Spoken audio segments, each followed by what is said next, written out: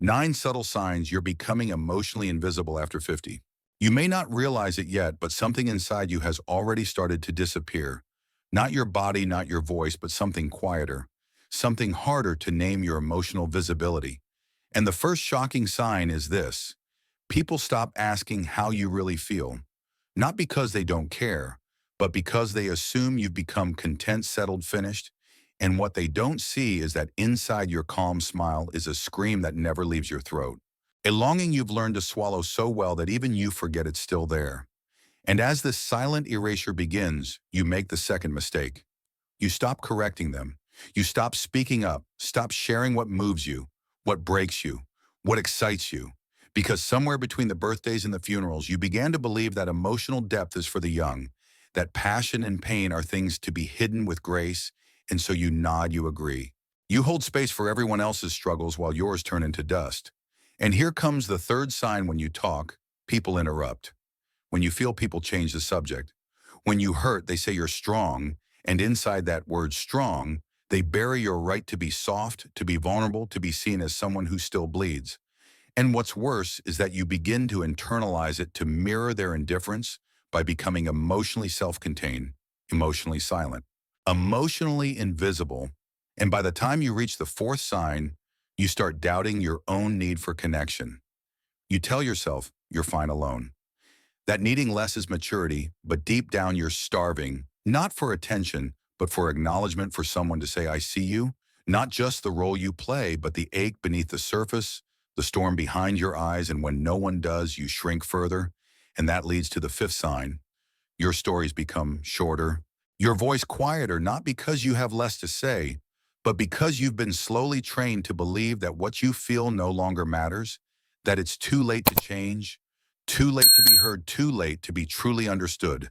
And that lie is the most dangerous of all, because it doesn't just silence you, it erases you word by word, glance by glance, until you can sit in a room full of people and feel like a ghost, like furniture, like wallpaper. Always present, but never truly part of the moment.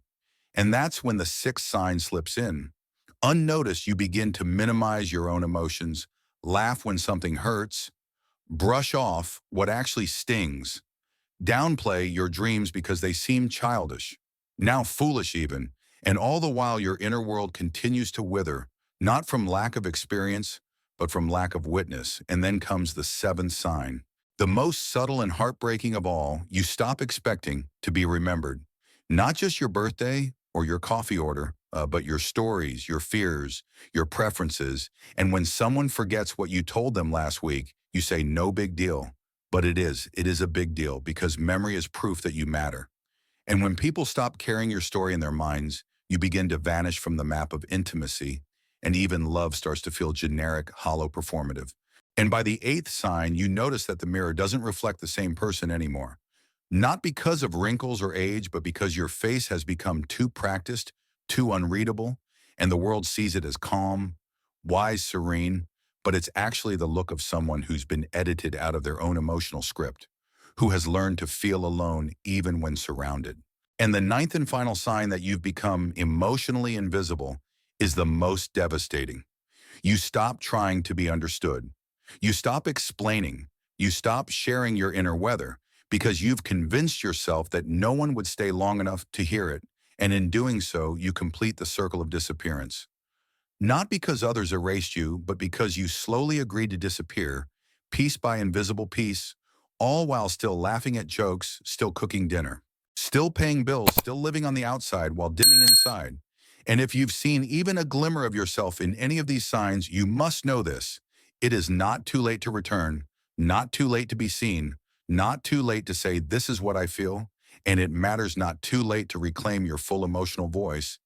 But that return begins not with someone else finally noticing you, but with you noticing that you're still here, that you never left, that beneath the quiet is a fire, and that fire remembers your name. Because that fire doesn't go out just because no one's looking, it flickers in secret behind your eyes, in the way your chest tightens when someone says they didn't think you'd mind, in the way your voice catches when you're asked, how are you? And you want to say lonely, but instead you say good and smile out of habit. And that smile is the quietest betrayal of all. Not because it's false, but because it hides something sacred. The truth that you do still need to be seen, still need to be felt, still need to be known, even if you've stopped admitting it out loud. And this is the twisted irony of emotional invisibility. It doesn't happen because you disappear. It happens because you stay, you remain, you serve, you support, you show up for everyone else, and slowly you become a backdrop. And no one notices the moment you stop offering pieces of your inner world because they never thought to ask in the first place. And the world rewards that kind of quiet disappearance. It calls it grace, maturity, stoicism. But really, it's just unspoken grief, and the longer it goes unspoken, the more you begin to mistake numbness for peace, detachment for wisdom, silence for strength, and you wear those masks so well that even you start to believe them until something unexpected cracks them. A photo from years ago, a voice from your past, a sudden ache of memory that reminds you of who you used to be before your needs were labeled as burdens, before your feelings were filed away under too much, before you became the person who apologizes before you cry. And here is the hard truth. No one says aloud, emotional invisibility is not passive. It's a learned response, a slow adaptation to being ignored, dismissed or misunderstood one too many times, and each time it happens, you make a small choice to withhold a little more, to show a little less, to expect nothing. So you won't feel disappointed, and that cycle becomes a cage so quiet you don't even know you're locked inside. You start answering questions with "I'm fine," not because you are, but because you don't believe anyone is truly listening. And what's worse is when they are listening, but only to the version of you they've already decided is safest. The cheerful one, the caregiver, the calm rock who never cracks, and you play that role so long it calcifies, and one day you realize you can't even find your own voice beneath it. And if you've ever sat at a dinner table and felt the conversation pass over you like wind through glass, if you've ever told a story only to realize halfway through that no one is really hearing it, if you've ever left a room feeling more alone than when you walked in, then you already know what it means to vanish while still being seen. That is emotional invisibility, being remembered for your duties, not your dreams, being thanked for your help, not your heart, being relied on but never really asked about. And it doesn't always come with cruelty. It often comes wrapped in politeness and routine, in shallow check-ins that skim the surface without ever daring to ask what storm might be stirring beneath. Because the world has quietly decided that people over 50 no longer need emotional depth. They need stability, predictability, simplicity. But what you know deep down is this: your emotions haven't become less intense. They've simply become less witnessed. And that absence of witness is a kind of slow death. A death of meaning, a death of intimacy, a death of being mirrored in someone else's eyes. And as you drift further into that silence, you begin to lose track of your own emotional weather. You no longer know if you're angry or just tired, if you're sad or just quiet, if you're bored or actually in pain. Everything becomes muted gray, acceptable. You call it aging with grace. But inside, you're wondering if anyone will ever ask again what truly lights you up. And here's the most dangerous part. Invisibility is comfortable. It's safer not to risk being misunderstood. It's easier not to share something tender, only to have it brushed off. It's simpler not to speak when you've learned the world prefers your silence. But comfort in this case is a coffin. And if you want to feel alive again, truly alive, you will have to crawl out of that emotional silence word by trembling word and start speaking again. Not to everyone, but to someone who sees you, not just the version of you they expect. Maybe that person is a stranger. Maybe it's yourself. But the first step is to break the silence. Say something real, something raw, something you've been holding back, because that truth will begin the return. And it's not just about being seen by others. It's about remembering that you still see yourself, that you still feel, that you still care. And when you let yourself feel again, even if it hurts, even if it's messy, even if no one applauds you, begin to reappear, not physically, but soulfully. You become a voice again, a story again, a presence again, not a background character, not a quiet role player, but a person with heat and depth and fire. And that return is possible at 51, at 63, at 79, because your emotional truth never ages. It only waits. And right now, it is waiting for you. Because once you remember what it feels like to be felt, not managed, not tolerated, not politely included, but truly felt, it's as if your skin grows back.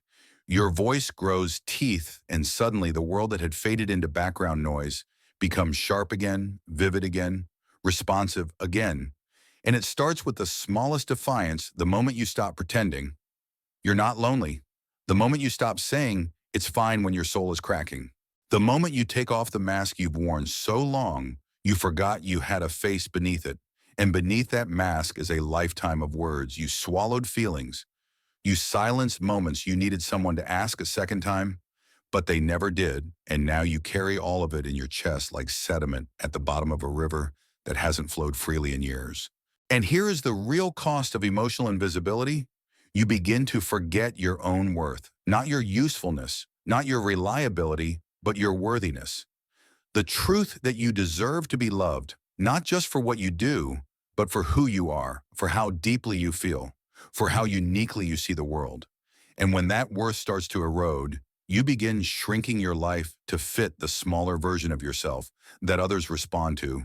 You speak less, ask for less, expect less.